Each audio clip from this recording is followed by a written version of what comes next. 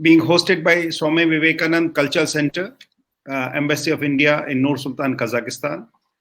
This is the third of the series on lectures on films. The first one we had on the Martyrs' Day of Mahatma Gandhi, 30th of January, which was the topic was depiction of Mahatma Gandhi in films.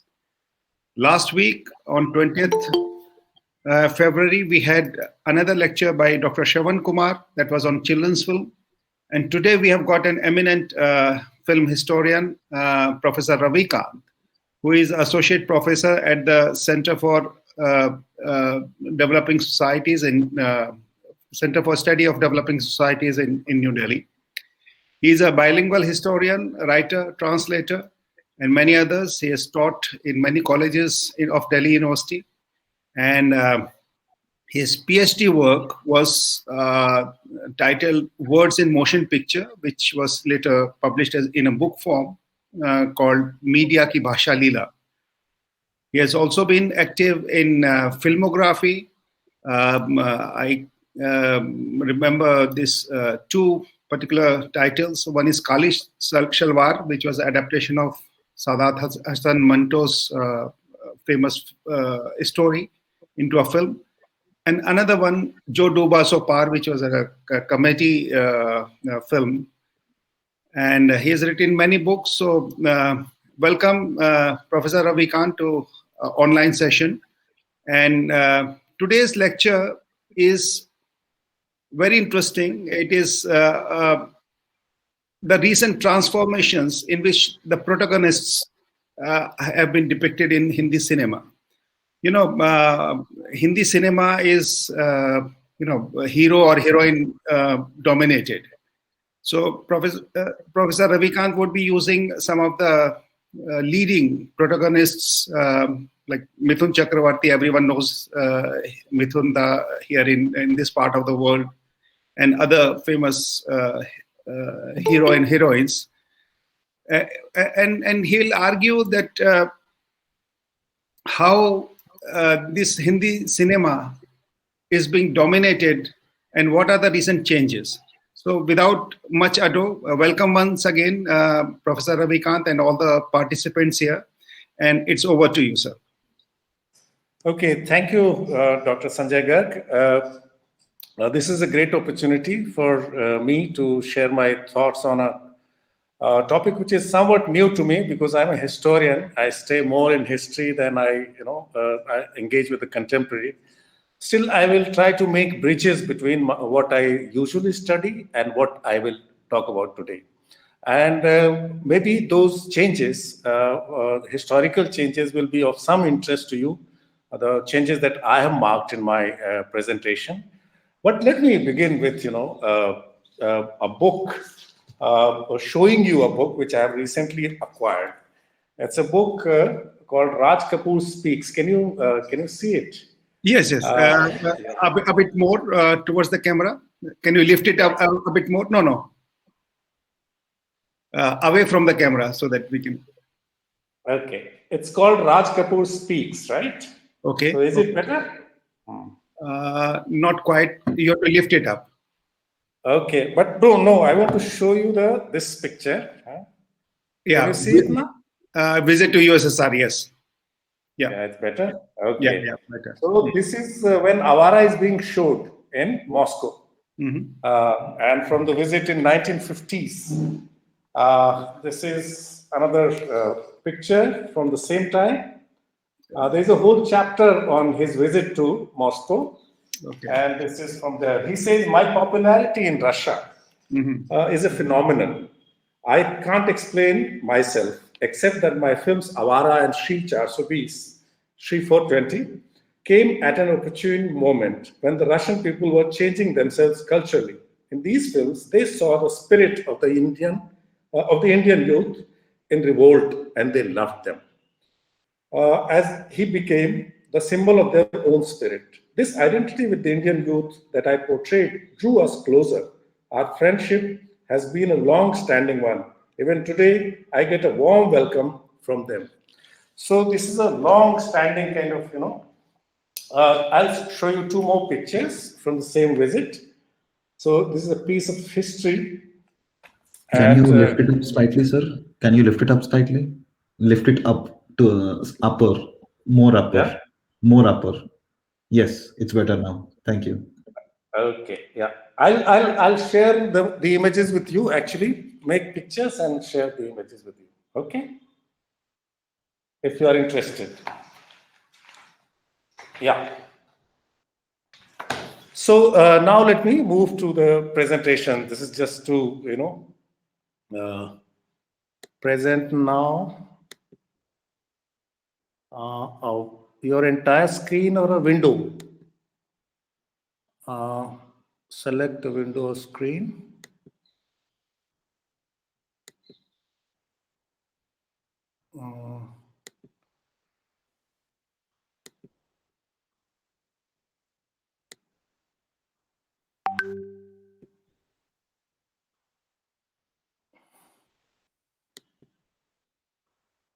One sec, let me do it again.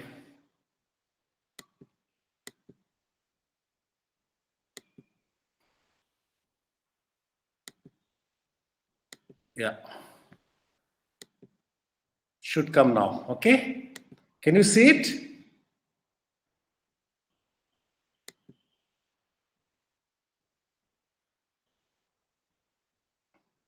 I can. Can you see it? I can. Yeah, okay. Yeah, so now we are on to the slides. Protagonists in Hindi cinema, recent trends. Thank you, sir, Garg Saab, for introducing me so generously, and this is a great opportunity. I enjoyed the lecture last time given by Dr. Shravan Kumar. I learned a lot from there. So let me lay out the context first before telling you about the changing face of the protagonists, both female as well as male. And this is the larger context. Hindi cinema, as you know, it has always been an eclectic mix of global and local. Why global? Because the technology has been global. And cinema came to India right at the time when it was invented outside. So when it was shown in France and in Russia and other places, in the US and in England, it came to India also, end of the 19th century. And it's also local because it was localized. Cinema comes from somewhere else as technology, as also as aesthetics. But it is also localized in India as well, like it is localized in several parts of the world. I've seen some of the Russian films, for example. I've seen some Iranian films. I've seen some Japanese films. So all of them do carry a local touch. They have a local way of telling the stories. They have a local way of conveying meanings. They have a local way of putting in music, dialogues, everything. So cinema has been thematically grounded. What also distinguishes Indian cinema from world cinema, I would say, is that it's more musical than other film cultures. Why is it more musical? Because there is no music, which is popular music, which is outside cinema. I mean, there are popular, for example, oral popular music in our popular cultures that the peasants have, or the women have, different regions have. Of course, those musical cultures are there. And you have, ghazals and qawwalis and bhajans and all those things are there very much. But it is cinema which kind of draws those musical forms and then exports them further. So what is local, for example, a song from Punjab, right, becomes global when it becomes part of Hindi cinema. And that has been a tradition, long tradition, right from the time when the film started talking in 1931. Alam Ara was the film which started talking in 1931, right? So music, what is also important to remember in terms of Hindi cinema is that cinema travels as a listening experience. South Asian cinema is the only cinema which is also listened to. It has been listened to on radio for a long time. It has been listened to on gramophone records, on tapes, now on CDs, and of course now on YouTube. It is all available. You can both listen and you can both watch. You can also watch. So listening to cinema is a South Asian speciality, and it also travels far and wide. It was Radio Ceylon, for example, in 1950s. Between 1952 and 1957, film songs were banned on All India Radio. So what the people do, they started actually listening to songs on Radio Ceylon, which was broadcasting those songs. So All India Radio had to, after 5 years, concede defeat to popular, pressure, and they started broadcasting film songs once again. I will say that in today's times, this connection between musicality, between songs and cinema is somewhat strained right now, and I will come to that in a while. Similarly, the whole context of production and exhibition as well as distribution has changed. Now you are watching it online, so everybody has access to all the films, whether it is films from the 30s, 40s, 50s, even earlier, 60s, 70s. So a huge database. This is an explosion of films. So what earlier film studies, for example, tried doing is that they studied only just a few films, the films that were popular in the film studies cultures, okay, and the films that were available at National Film Archives of India. You saw in Dr. Shravan Kumar's presentation that now anybody can make films, okay, and you can show it and you can even monetize it on YouTube if you want to. So you are not really confined, you're not really hemmed in by the distribution mechanisms, by the exhibition mechanisms. And in the times of Corona, right, you could not really go to cinema halls. And cinema halls are still, not really open in India. But now you have OTT platforms, you have streaming platforms, and hopefully now, films will be shown in cinema halls once again. But OTT is here to stay. So there is a kind of also changing iconography. What does the protagonist look like in the earlier films, and what does the protagonist look like now is a sea change. It has changed with the times, it has changed with the changing mores, it has changed with the changing dress code, it has changed with the changing style of speaking, it has changed with the way people looked, the way people drew their inspiration from cultures that they were exposed to, the cultures that they wanted to highlight. What does nation mean, for example? That also, was an important factor in defining. So there are concerns that are different now, also in the way heroes and heroines are presented. They are different from the anxieties of 1950s, anxieties and post-partition anxieties, for example, that whether India will remain one or not, right? Now there are different kinds of anxieties, okay? We will talk about some of those. So several film studies scholars, film scholars have told us that though there are different genres of cinema in India, one can talk about children's film, for example, one can talk about, films in which women have played lead roles, one can talk about action films, one can talk about, musical films, one can talk about all kinds of thrillers, one can talk about crime films, one can talk about several genres of film. But one kind of omnibus category, one category that actually defines cinema in India is the social cinema, which means that most of the stories will have a family melodramatic element. What is melodrama? Melodrama means that you have to have a kind of struggle between the good and the evil. You have to have a series of coincidences. You have to have a kind of ethical positioning which is aligned with the weak people. So women are weak characters, marginalized characters. The peasants, for example, in Mother India, they are the weak characters. So workers in several films, so they are the weak characters, marginalized characters, they are highlighted and the narrative is told from their perspective. I would say that as far as today's iconography is concerned, today's filmic narrative is concerned, there's a persistence of that theme. Although it is also, cinema is also about identification and about identification with something, with stars that you cannot become. But you see an image of yourself in the star. Okay, so even though the film star is a peasant on the screen, the peasant is a stylized icon, right? He would speak in a particular way because the dialogues would be written written beforehand by writers, and he would speak. He would look very pleasant and attractive.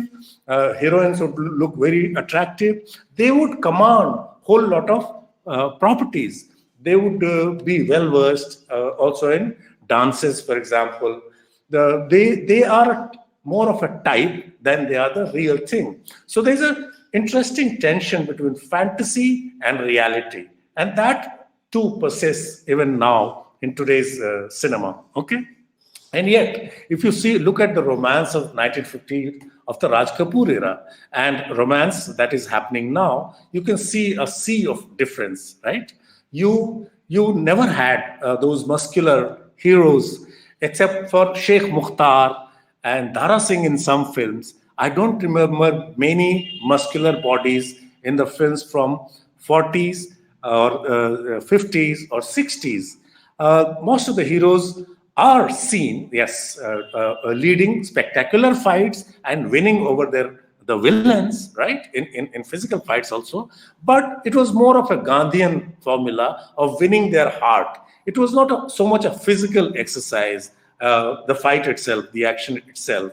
So it's very interesting. Muscular bodies are now abs,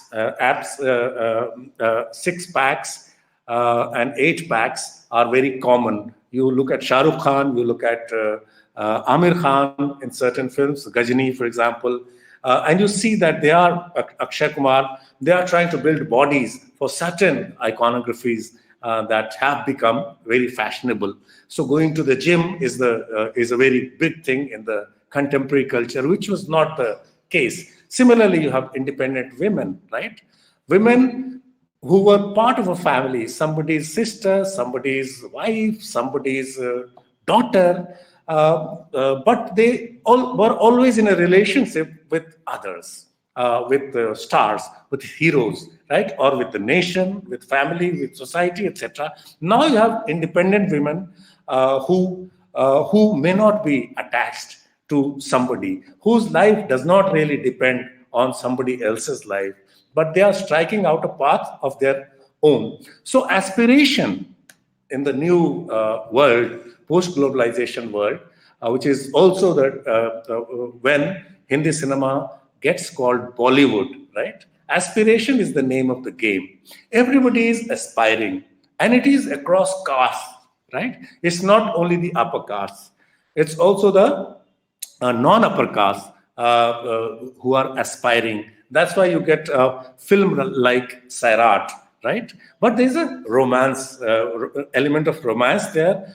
But there's also a running away from the realities in the village. But aspiration, it is. Aspiration for a better life, aspiration for a better living conditions, aspiration for a peaceful life, aspiration for consumer items, aspiration for travel, which is different from the aspiration that people had in 1950s and 60s, which was pilgrimage, okay, going to Badrinath, Kedarnath and stuff like that. But now going for traveling, of course, you had around the world in $8. That kind of film was also made, or Love in Tokyo was also made even then. But now you have, a lot of films are being made in foreign locales, and it does not make any difference nowadays that it can be shot. It's more shot outside than it is shot inside.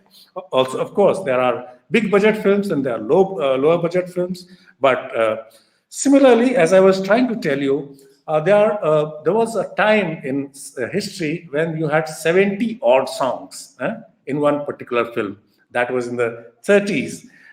In the 40s and 50s, you had something like 11, 12 songs. In the 50s, it came down to 7, 8. So it settled down around 6 to 7 songs, 5 to 6 songs till 80s, etc. And now it has, coming down to 4, 5 songs maximum. Sometimes you have only 2 songs. Sometimes you have 2 versions of the same song. But now it seems that the producers and directors of our own times are not comfortable of including songs in films. That also, makes characterization different. That makes the job of introducing the protagonist a completely different ball game. Earlier, it was the song which introduced. In the space of the song, the protagonist was introduced. So dialogues were assigned, for example, to a lot of heroes. Prithviraj Kapoor spoke in a particular way. Dilip Kumar spoke in another way, and you had Rajkumar speaking. So these guys specialized in speaking in particular ways. Now, if you compare the dialogue delivery of Amir Khan or Shah Rukh Khan or Salman Khan with the dialogue spoken by the stars of yesteryears, you will feel that, look, it's more naturalistic. It looks like it's more naturalistic. It's less theatrical nowadays. So if dialogue delivery was the forte of men, songs were the forte for women, right?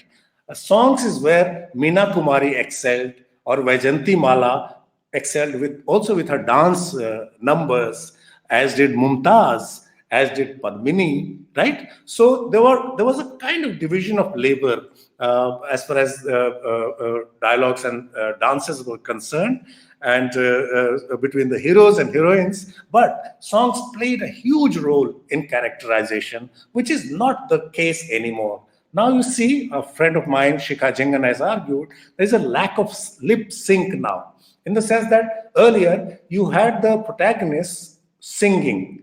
Why? And they were shown by the camera singing, right? The camera captured them singing, and there was always a close-up.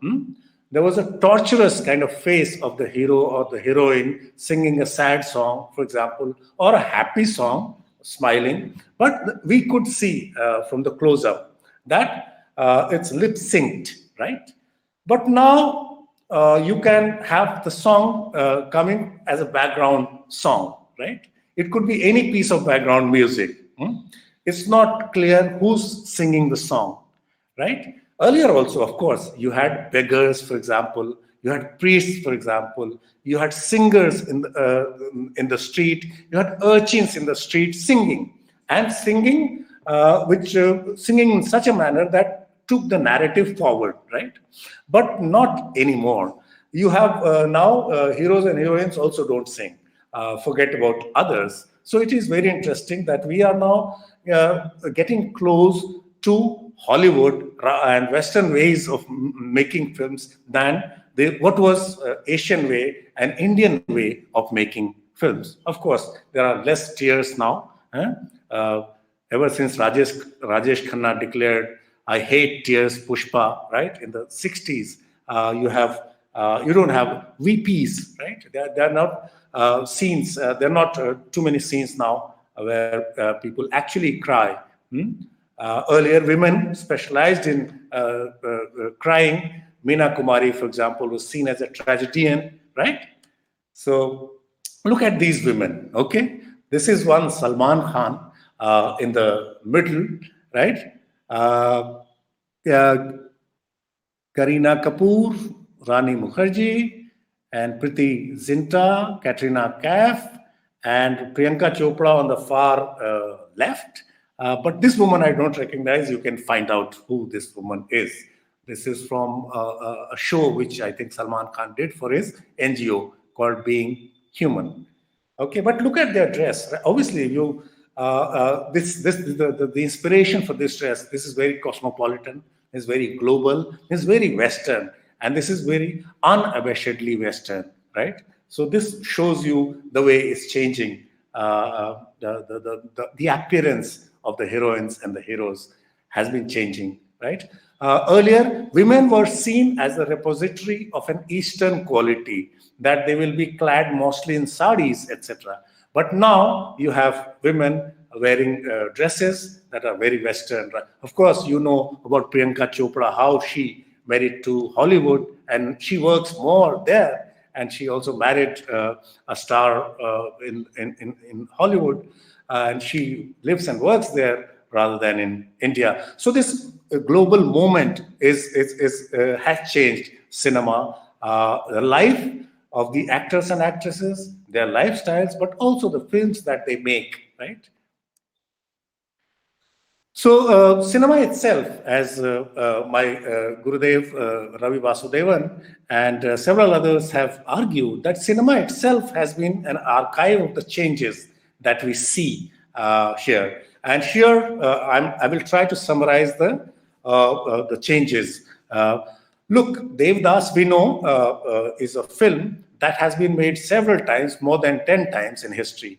Devdas was a film based on a novel from Bengal, and on that basis, several films were made, right? Whether Sehgal's film in 1930s, whether Dilip Kumar's films in 50s, and of course, Dev D was made recently, right? Made by Anurag Kashyap. So you can see the name itself, Dev D. D is an English alphabet emphasized, right? The name itself is not Devdas, but it's Dev D. So it's a new kind of realism. It's if you compare Dev D with Devdas, Devdas is a figure who's of course a zamindar, right? And who's a VP kind of character who cannot really, fathom his mind, okay? And who is an alcoholic and who finally kills himself. He cannot, he's not in control of himself, right? Devdas of the 50s. But Dev D is not a similar kind of character. He too is an alcoholic, but he's a different kind of character, right? He's not the old Devdas, okay? So there's a different kind of mobility of the character that you see in the Dev D. So I wrote a piece some time back that if we have to characterize the changes in songs, for example, from the 50s till now, it has to be, earlier it was Darde Ishq. For example, there's a song called Jag Darde Ishq Jag, the pain of love. Please awake, if I have to roughly translate it. That was a song from then. To a song which says, Dil mein mere hai dard disco. So my heart is full of disco's pain of disco. What does it mean? Disco is a particular dance form, right? But it is used, it is invoked, right? The pain of disco is invoked to ridicule the concept of pain, right? You can't really be... Hello? Professor Ravikant, the viewers can't see the other slides. They could see only the first slide. So if you change, there had been This one? No, I'm unable to no, see. We are only seeing the main one. Okay. Yeah. Okay. Now okay. Can you put it in full screen, please? In the slide show mode. Yes. Is it okay? Now it's okay. Okay. So I don't need to explain this again. Can I? Do I? It would be better. Okay. So sorry. Okay. So this you could see? No? Can you put it on the full slide mode, please? Full screen mode. It is on full slide mode. We see the... Yeah. It's okay. It's okay. It is on full slide. Okay. Can you read? Yeah. Please go ahead. Okay, should I do it full slide? No, you can start with that picture. Or not? Okay, can I start with this? Okay. Yeah. Okay. Sorry about it. Yes. So, no, I was trying to say that, in this, picture, which I have taken from a Wikipedia page, and Wikipedia is a great resource to learn about, the changes, because you have an year-wise account of what is happening And so look at the pictures, the heroines, their Western lifestyles, and the way they dress up, and the way they feel comfortable. So they are so different from the sari-clad women that you get from Filmfare Awards, for example, pictures that you get from those days. So different these images are. Okay, so cinema, I was saying that let me try and make it big, huh? Yeah. Can you see it? Yeah, better. Excellent. Okay. So what I was trying to say is that from Devdas to Devdi, right? There you see the difference. Many Devdases are made in one way, but Devdi, which was made recently, is made in certain other way. And Dardarish to Darde Disco, of course, I talked about. Similarly, if I take the example of another song, Kabhi Mere Saath Ek Raat Guzar, which was sung by Kunal Ganjawala, and you can search it on YouTube and listen to it. It's a very direct kind of expression of romance, which was not the case earlier. You had a lot of poetry being used to express oneself, and here is a proposition of spending a night. The hero is making a proposition to the heroine of spending the night with him, right? Which is not done earlier, not at all, not in this direct manner. It was done poetically under the garb of a lot of metaphors, for example, a lot of flower images and stuff like that. But here it is very direct, okay? Listen to the song and you will realize how much it has changed, okay? Similarly, and I will play this song for you for a while, in a while.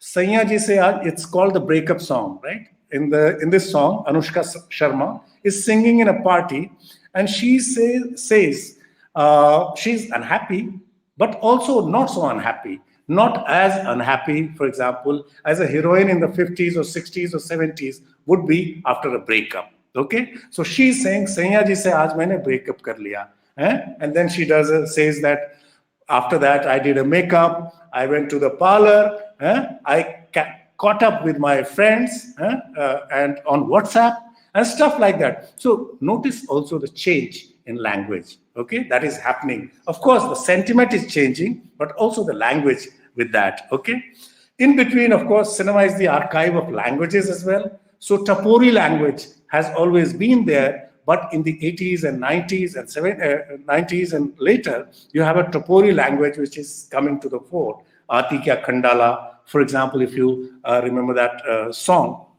Okay, you have small towns as well now emerging as very important. You had in the middle of the road cinema in the 60s and 70s, films made by Gulzar, films made by Hrishikesh Mukherjee and others. You had small towns as well, but now you have small towns once again making a comeback. And villages here are different villages. These villages are mediatized villages because media has acquired such a huge presence in our lives that these villages are not available to us directly. We can't imagine a Peoply village without the reporting being done on Peoply by local reporters or by the TV cameras that land up in the film. So Peoply Live is a film which is noteworthy for it. Okay. Sometimes, of course, we have forest areas also shown in our films, and here the characters, local characters, are much more credible. Unlike the earlier tribal characters that were shown in a lot of 50s films and a weird kind of language that they spoke. Here, there is an attempt to get to the way they spoke and the way they behaved. Okay, for example, Newton, which poses the problem of democracy in a tribal area, which is also an area defined by Naxal presence and dominated by Naxal presence. Newton, so democracy. Okay, so a lot of local issues are brought in our cinema. It's not realistic in the old sense, in the neo-realistic sense, in the Italian sense of the term, but it is realistic in another way, in its own modern contemporary way. Language is very much present. Nation is still a huge issue, not in the way that dams or engineers or doctors leaving their cities and going to villages to serve the community. No, not in that way. But there are different kinds of villages here, different kinds of nation together, different kind of role models that you have. Community is very much because the inter-community relationship can still be fraught. So region once again is completely a different kind of region that we see in today's cinema. Caste has emerged as a huge issue earlier also, but I will give you one example. Shailendra was Shailendra was a great lyricist in Hindi cinema, but nobody knew about his caste earlier. But now, the very fact he was a part of IPTA, we know that. We know that he wrote progressive songs. We know that he wrote Hindi songs also, which was a kind of rural, which had a kind of rural idiomatic usage, right? And yet we didn't care about his caste. But several people have now pointed out that Shailendra did not belong to an upper caste, and that matters. Similarly, people have become more, sensitive about something called gender, and gender is not only male, female, but also transgender, also other genders in between, or independent genders of being male. So all the stories about exploitation, violence of all kinds, big violence on big stages, small violence, domestic violence, for example, in the kitchen, in the bedroom, violence by teachers on students, small students, all kinds of issues are still being raised in cinema. PK is a very telling example about the superstitions that people believe in, and where Amir Khan plays the role of somebody who lands up from the other planet. Okay, national movement. Of course, there were lots of films in 50s and 60s that are made around, big icons, as you must have seen in the Gandhi talk earlier, right? But now there are distinct memories of national movement. There is no immediacy. You're not connected to that moment very immediately. So in Lage Raho Munna Bhai, Gandhi is a kind of comes into the dream. He's not a daily kind of encounter. He comes into a dream, and through the hero, Sanjay Dutt, and through radio, he's received. His messages are received. He's a kind of iconic figure, but also a dreamy figure. A figure who comes like a ghost, who's not a real figure, right? He's so distant in history. Okay. Of course, just as you had concerns about national integration in the 1950s, in Teen Batti Char Rasta, Teen Batto nahi, Teen Batti Char Rasta. And in Mulk, for example, some similar kind of concern, but expressed completely differently with the onset of terrorism, for example, which was not the case in 1950s, 60s. Modernity then was something else. Modernity now means something else, right? In the sense that if you look at Manoj Kumar's songs, Purab and Paschim means something different, right? The contradiction. There is an anxiety of proving India's greatness by talking about zero, talking about its greatness in the past. But now you have a kind of equality being achieved in today's narratives between the West and the East. And there's a desire to become as much Western as possibly you can be. Corruption has been a theme throughout, but there has been a kind of microscopic studies in today's films, in several films, and corruption is now being exposed at very micro narratives. Injustices of all kind. I talked about sexuality, Matribhumi, the question of young girls being killed in their wombs, right? In Dirty Picture, it acquires a different kind of import. In Pink, I talked about sexualities. Campus films have always been there, but earlier campus was just a space where you could do romance or do some politics. Now, of course, there's a connection between the larger politics and the campus politics in Gulal, in Omkara, and so this also changes, right? Omkara is a Shakespeare story, right? But it is grounded in Western UP by Vishal Bhardwaj. And you have local women singing local songs, and you have a close connection, nexus between politics and crime emerging. So what do we get here? We do not really get the iconic heroes of the 50s and 60s here, but we get very humanized figures in the students of Omkara or Gulal, for example. Rang De Basanti is another example of history being invoked to deal with corruption in the present. And also it is a commentary on who controls media, right? Rang De Basanti, there's a radio story in the film. Munna Bhai MBBS also talks about education and how bad, misplaced it can be. So similarly, you have films like Apharan, crime, thrill, speed. It has always, cinema also is about speed, right? The way moving images, right? So thrill and all those things are very much part of the story. Railways coming on a station were the first films that were filmed and shown, okay? So technology also is a part of the story. Sports films are very much around. So look at these films, Apharan, Gangajal. These are from Bihar. Bihar is the location for these films. Drishyam comes from Malayalam, Hindi remake of Drishyam. Wonderful film about how a mobile in your hand is being subjected to all kinds of misuse. How a woman, a girl, is being subjected to all kind of blackmail because a particular objectionable picture of her is in the hands of the villain in the film. So, but a wonderful story, which is both a thriller as well as a social story. Gangs of Wasepur is very much embedded, for example, in which has Nawazuddin Siddiqui and others, a whole host of characters where you had multi-starrer films, right? You had in Sholay, you had in Dharmveer, you had in several films, you had multi-starrers. But here, all these characters are not big stars necessarily. They are small stars who make this big film.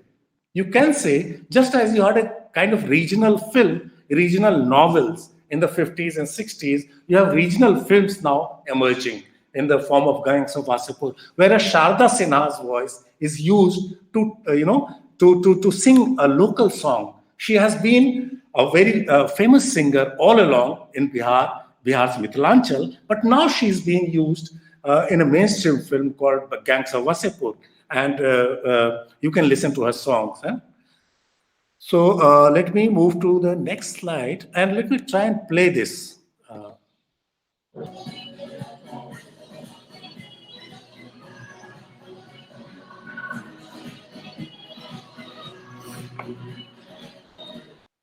Okay, so we'll move on. So this is a new context. I was talking about, you must have noticed, Ranbir Kapoor also kisses a girl, right, on her cheek.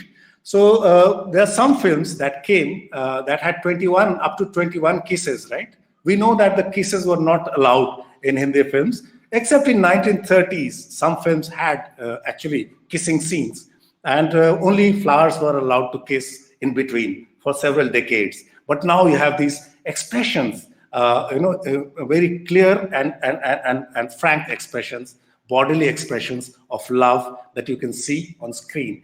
And of course, the language is changing, as I said. Urdu has played a huge role in Hindi cinema. So English it is now, so English is coming in a big way. And now breakup, kaise kare, how to do breakup in English. This is a poster from a YouTube. This lady is telling her, prospective clients that she will teach them how to break up in English. So we are used to Urdu poetry, sad poetry, listening to ghazals when we were, heartbroken, etc., etc. So that is what we learned from cinema, how to behave when you are heartbroken. Now it is through English that cinema and people are expressing themselves, which is a huge change in our lives. Last point, I'm introducing Cinemazi here, also because I want to tell you that the whole context of film studies has changed. Till 90s, there was no film studies as a separate discipline. But now you have cinema being taught in every university, in every department. You will find students doing a PhD on some aspect or the other of cinema, linking it with social issues, linking it with music, linking it with other things, because cinema is such a huge archive of everything. And now it is a multilingual scene of cinema, right? You have Bhojpuri films, for example, that are big. And there's a lot of give and take between these languages now. You have, Malayali films I talked about. You have Marathi films, very good films being made. And you have Haryanvi films also being made.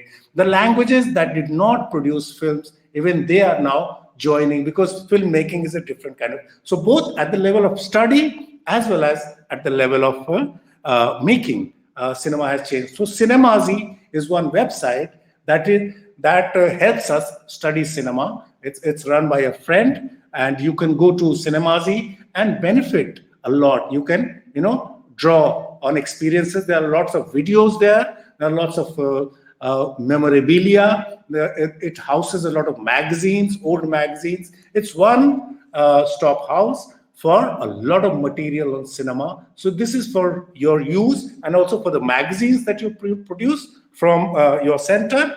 It will be Adbhut Bharat ke liye bahut acha hoga. I'll end with where I began, RK Studio, which is now sold out. So that's a part of history. It's belongs to history now, and we have to see a whole lot of new things that have emerged, and we have to reckon with those changes. Thank you so much. Thank you very much, Professor Ravi Kant. That was like a journey through the memory lane, I would say. And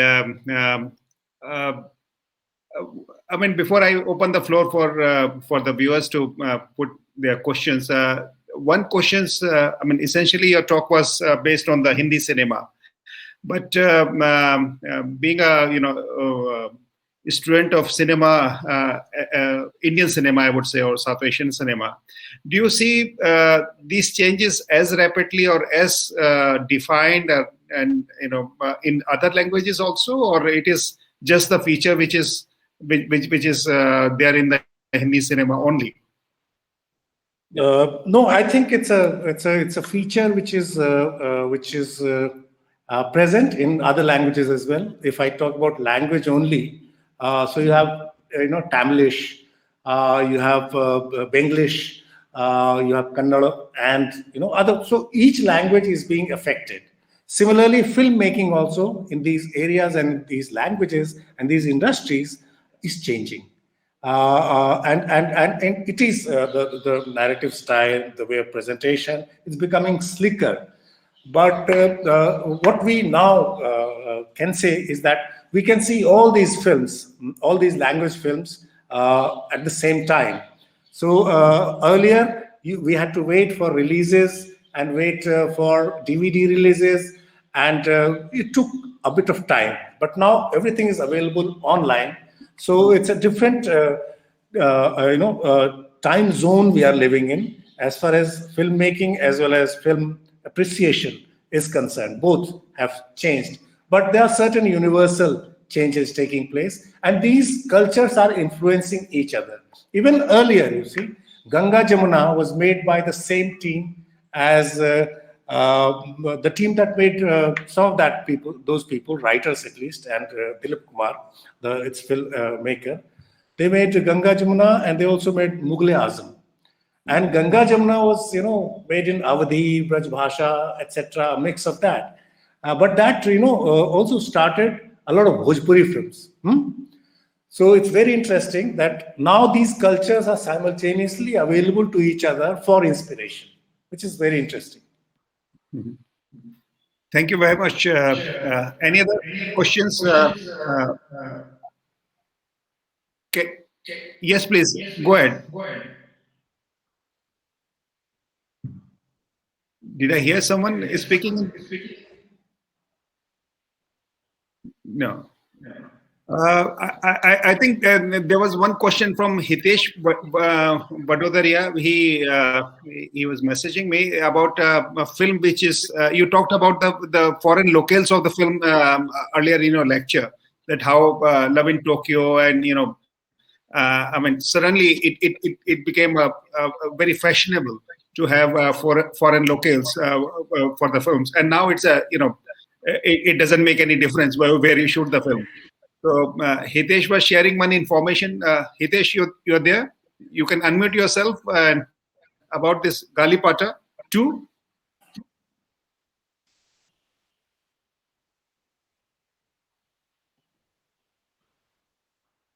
I think I'll just read out. It's not really a question, but a piece of information which was shared. It says the movie starring Ganesh, along with Dignath and Pawan Kumar in the lead roles, has been shot halfway through. The crew had initially decided on locations in Georgia, Scotland, and a few other places last year, but the pandemic changed the whole plan. Post-lockdown, the team had also thought of going ahead and shooting in the unexplored locations of Karnataka. However, with many countries easing travel restrictions, the makers have chosen to head to Kazakhstan. So that's a it's commonplace now to make films, shoot films outside. There is no difference. But this corona has disrupted everybody's life, and even filmmaking is not the same experience. A lot of people actually got unemployed, and tragically, a lot of people actually committed suicide in this period because they were jobless, rendered jobless. So it's that's the we see the glamour, but we don't see the tragedy of people who are involved in filmmaking. Corona has struck people really hard. Another one. Talking about films in this part of the world. Can you unmute yourself? I'm hearing my voice back. Sorry. Yeah. Okay. So no talk on films could be completed without a reference to the great Mithunda. So Mithun Chakravarti as a protagonist of the 70s and early 80s, I would like to request you to say a few words about him. Please unmute yourself. Yeah, Mithunda is now ready to play a new part. He's joined BJP and is plunged into the West Bengal elections. So that's people are now waiting for the result on that front, whether he'll be a hit or a flop in the box office of politics. But yeah, Mithunda is a man of many parts. He's also in business, but he was also, to begin with, he emerged from Mrigaya, right? Mrigaya was an art film, and he launched himself into the spotlight, or was launched into the spotlight with that film. But he, in Gulami, in several other films, in Agnipath, he gave a very good account of his, the capabilities, and he became actually a favorite of the subaltern classes in several parts of India, not only in your part, but also in India. He was a favorite with the subaltern classes, and I'm sure he still remains a favorite with them. He had a particular charm, the way he spoke, the way he had a particular body language, right, on the screen as well, which kind of appealed to people, which was different, and it was very unique to Mithunda. Mithun Da has a place in film history, which is uniquely his own, and nobody can take that place. Of course, there were other people like Govinda who tried, playing the same kind of role, who plays to the, rural-urban kind of interface, small town village interface. That kind of roles, other people also tried playing, and even Salman Khan has tried doing that. But Mithunda will remain a unique actor for his the roles that he delivered. Yeah.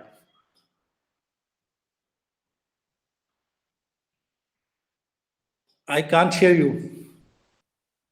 You have to unmute yourself. Yeah. Thank you very much, Professor Ravikant, and it was fabulous hearing your insights into the cinema and the work that you have done. It speaks for itself, and taking us through this journey, the changes that how ghazals have become, a chat on the WhatsApp, and how the clothings and the feelings, the expression of feelings, and a lot more things. So we look forward to host you on another occasion, because this is like we say in Hindi, Hari Anant, Hari Katha Ananta. So it's so it goes on forever and ever. And thank you very much. And thank you so much for calling me, Dr. Garg. It was great fun. I hope you enjoyed it. Yes, thank you. Thank you. Bye-bye. Bye.